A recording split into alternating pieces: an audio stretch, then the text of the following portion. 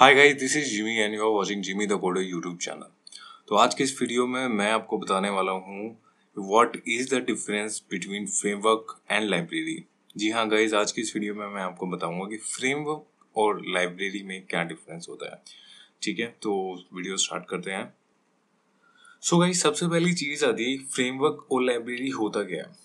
Guys, जब भी हम प्रोग्रामिंग करते हैं, ठीक है, तो हम फ्रेमवर्क्स और लाइब्रेरीज को यूज करते हैं, ठीक है, ताकि हमारी जो प्रोग्रामिंग है वो इजी हो जाए। ठीक है, जो बंच ऑफ कोड्स हम लिखते हैं किसी प्रोग्राम को रन करने के लिए या किसी वेबसाइट्स को बनाने के लिए, उस कोड्स को इजी कर देना ही फ्रेमवर्क और लाइब्रेरी का काम रहता है। ठीक है, तो एक छोटे से एग्जाम्पल से मैं आपको ये बताता हूँ कि जब डेवलपर्स किसी प्रोग्राम को इजी बनाने के लिए कुछ कोड्स लिखते हैं, ठीक है, एक पैटर्न बनाते हैं कोड्स का, ताकि जब भी उस टाइप का प्रोग्राम लिखा जाए, ठीक है, तो वो कोड्स यूज हो जाए, जिससे वो प्रोग्रामिंग इजी हो जाए। तो ये काम रहता है फ्रेमवर्क और लाइब्रेरी का। तो फ्रेमवर्क्स होते हैं और लाइब्रेरीज होती है, ये हमारे काम को इजी बनाते हैं, हमारी प्रोग्रामिंग, और हम वेबसाइट जब बनाते हैं, ठीक है, तो हमारे को इतने सारे कोड्स हमें लिखने की जरूरत नहीं होती है। ठीक है, तो फ्रेमवर्क और लाइब्रेरी की हेल्प से हम बहुत ईजिली वेबसाइट क्रिएट कर देते हैं, क्योंकि ऑलरेडी उसमें कंपोनेंट्स बने होते हैं। ठीक है, ऑलरेडी उसमें कोड्स लिखे होते हैं, बस हमें उन कोड्स को यूज करना होता है और हमारी प्रोग्रामिंग इजी हो जाती है। सो गाइस, अब मैं आपको बताऊंगा कि what is the difference between framework and library. Library और फ्रेमवर्क में क्या डिफरेंस होता है, मैं आपको बताता हूँ। So guys, framework having controls to write the codes to make functions or specific design. You can't do modification on the codes. And also framework is a collection of patterns and library. ठीक है, so guys, जो framework होता है वो एक तरह से collection होता है पैटर्न्स का, ठीक है, कोड्स के पैटर्न्स का और लाइब्रेरीज का, जिसे हम यूज करते हैं प्रोग्रामिंग में। ठीक है, जैसे कि आप देख सकते हैं कि CSS का फ्रेमवर्क है बूटस्ट्रैप। बूटस्ट्रैप को हम यूज करते हैं CSS को लिखने के लिए। CSS इजी बना देता है बहुत ज़्यादा, क्योंकि CSS के जो कोड्स होते हैं वो बहुत शॉर्ट हो जाते हैं बूटस्ट्रैप में, अगर आप बूटस्ट्रैप यूज करते हो तो। जो फ्रेमवर्क होता है उसमें हम ज़्यादा कस्टमाइजेशन नहीं कर सकते, उसमें लिमिटेशंस होती हैं, उसे हमें उसी के अकॉर्डिंग फॉलो करना होता है। उसके जो पैटर्न्स बने होते हैं, उसके जो कोड्स बने होते हैं, हमें वही यूज़ करने होते हैं।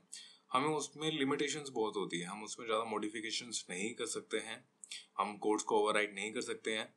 अब जैसे बूटस्ट्रैप के कोड्स होते हैं, आपने देखा होगा, बूटस्ट्रैप जब हम यूज़ करते हैं तो बूटस्ट्रैप के जो कोड्स हैं हमें वही लिखने होते हैं, हम उसमें ज़्यादा ओवरराइट नहीं कर सकते हैं। जिस तरीके से बूटस्ट्रैप के कोड लिखे हुए हैं हमें वही यूज़ करने होते हैं, कुछ पैटर्न्स बने होते हैं, हमें उस पैटर्न्स के अकॉर्डिंग उसे यूज़ करना होता है।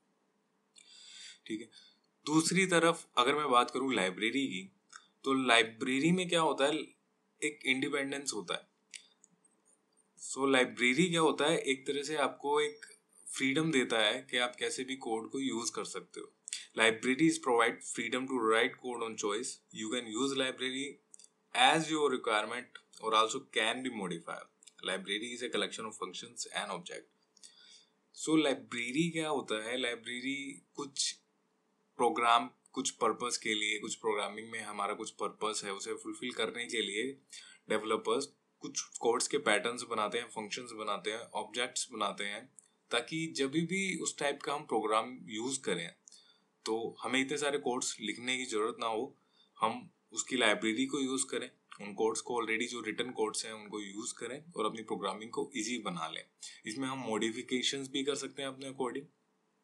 जैसे jQuery है, jQuery जावास्क्रिप्ट की लाइब्रेरी है। ठीक है, jQuery में आपने देखा होगा कि सिलेक्टर्स ऑलरेडी बने हुए हैं। जैसे dot gate element by ID को यूज करना होता है तो हम डोला का यूज करते हैं। तो इस तरीके से ऑलरेडी सिलेक्टर्स बने होते हैं, जो कि शॉर्ट सिलेक्टर्स होते हैं। जो सिलेक्टर्स होते हैं उन्हें हम यूज करते हैं और हमारी प्रोग्रामिंग इजी हो जाती है। जैसे जावास्क्रिप्ट के डोम को मैनिपुलेट करना होता है तो हम jQuery से इजीली कर देते हैं। ठीक है, तो जावास्क्रिप्ट में बहुत लेंथी कोड लिखना होता था डोम को मैनिपुलेट करने के लिए, बट जावास्क्रिप्ट में हम बहुत इजीली इसको मैनिपुलेट कर देते हैं। तो एक तरह से लाइब्रेरी और फ्रेमवर्क दोनों का काम यही रहता है कि प्रोग्रामिंग और किसी टास्क को कंप्लीट करने के लिए उसको इजी बना देना। ठीक है, अब मैं एक छोटा सा एग्जांपल और देता हूँ आपको। आप देख सकते हैं CSS का कार्ड है। ठीक है, इसमें CSS का ये मैंने बूटस्ट्रैप के कंपोनेंट्स में से ये कोड्स लिए हैं। आप जब भी यूज करते हो इस टाइप का कार्ड्स आपको बनाना है बूटस्ट्रैप से, तो आप इन कोड्स को कॉपी करते हो अपनी HTML फाइल में आप पेस्ट कर देते हो। सो आप देख सकते हो इसमें ऑलरेडी बूटस्ट्रैप की क्लासेस लिखी हुई है, ठीक है। तो हम जो क्लासेस लिखी हुई हैं हमें इनको इसी क्लासेस के अकॉर्डिंग ही हम मॉडिफाई कर सकते हैं, इसमें ज़्यादा हम ओवरराइट नहीं कर सकते हैं। तो आप इसमें देख सकते हो कि बूटस्ट्रैप के जो कोड्स हैं ये लिखे हुए हैं ऑलरेडी, जैसे card, image, top, card, body. So जो ये कोड्स हैं ये बूटस्ट्रैप के कोड्स हैं। हमें अगर इन्हें यूज़ करना है तो हमें इसी अकॉर्डिंग ही यूज़ करना होगा। हम ज़्यादा इसमें ओवरराइट नहीं कर सकते कोड को, हम इसमें ज़्यादा मॉडिफिकेशन नहीं कर सकते। इन कोड्स को इसी के अकॉर्डिंग यूज़ करना होगा। और पैटर्न जो बना हुआ है, अगर सपोज ये कार्ड हमें यूज़ करना है तो इस पैटर्न को हमें फॉलो करना होगा। तो ये चीज़ रहती है फ्रेमवर्क की। अब दूसरी तरफ एग्जाम्पल है लाइब्रेरी का, जो कि है jQuery। अब आप देख सकते हैं कि डोला का हमने साइन यूज़ किया हुआ है, उसके बाद फंक्शन लिखा हुआ है, उसमें हमने इनपुट टाइप लिखा है, विजिट है, ठीक है, बटन, जो भी क्लासेस हैं हमने जो क्लासेस इसमें गेट करी हैं, तो आप देख सकते हैं कि जो भी क्लासेस हमने गेट करी हैं उनके हमने नेम यूज़ करे हैं। इसमें मॉडिफिकेशन ये होता है कि इसमें हमने ओनली सिलेक्टर्स यूज़ करने होते हैं, ठीक है। सिलेक्टर यूज़ करने के बाद हम जो भी क्लासेस हैं हम उसको अपने अकॉर्डिंग नेम दे सकते हैं, हम सिलेक्टर्स को कहीं भी यूज़ कर सकते हैं। तो बस ओनली jQuery में क्या होता है, सिलेक्टर्स बने होते हैं, तो सिलेक्टर्स को यूज़ करके हम कोड्स को इजी बना लेते हैं। तो इसमें मॉडिफिकेशन ज़्यादा है, इसमें फ्रीडम ज़्यादा है। सो आई होप ये चीज़ आपको अंडरस्टैंड होगी कि लाइब्रेरी और फ्रेमवर्क में क्या डिफरेंस रहता है। कि फ्रेमवर्क में मॉडिफिकेशंस कम होती हैं, उसे हमें एक तरह से एक पैटर्न पे यूज़ करना होता है, जो पैटर्न बना होता है उस अकॉर्डिंग ही यूज़ करना होता है। और जो लाइब्रेरीज होती हैं उसे हम अपने फ्रीडम के अकॉर्डिंग यूज़ कर सकते हैं, हम उसमें मॉडिफिकेशन कर सकते हैं। तो ये चीज़ रहती है। सो मैं एक चीज़ और आपको बता देता हूँ, जैसे अब बूटस्ट्रैप है, bootstrap having components which is design. Bootstrap के ऑलरेडी कंपोनेंट्स बने होते हैं, बने जो कि डिजाइंड हैं, ऑलरेडी कोड्स उसमें लिखे हुए हैं।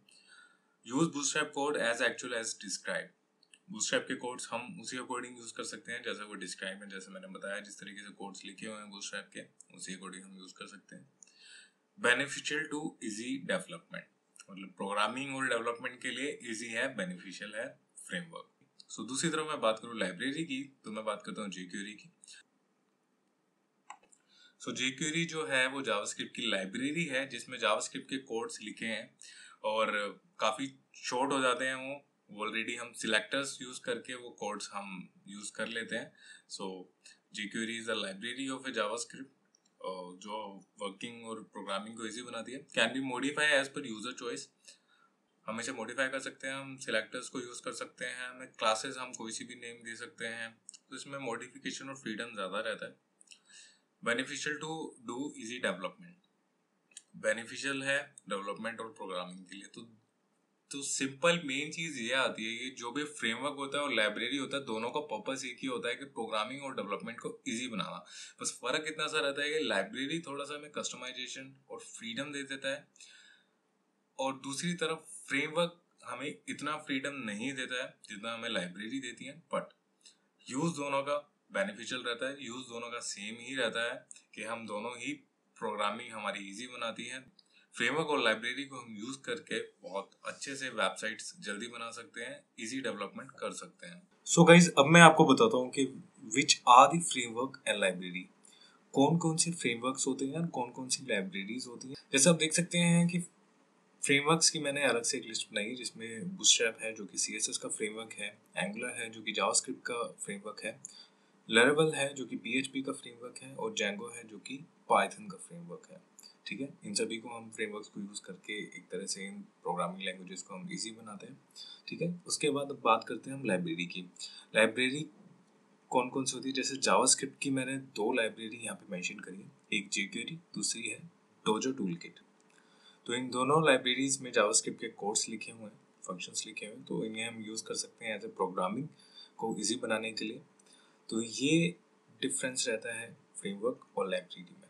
सो गाइस सिंपल सी चीज़ यही है कि लाइब्रेरी और फ्रेमवर्क का काम एक ही रहता है कि प्रोग्रामिंग और वेब डेवलपमेंट को इजी बनाना।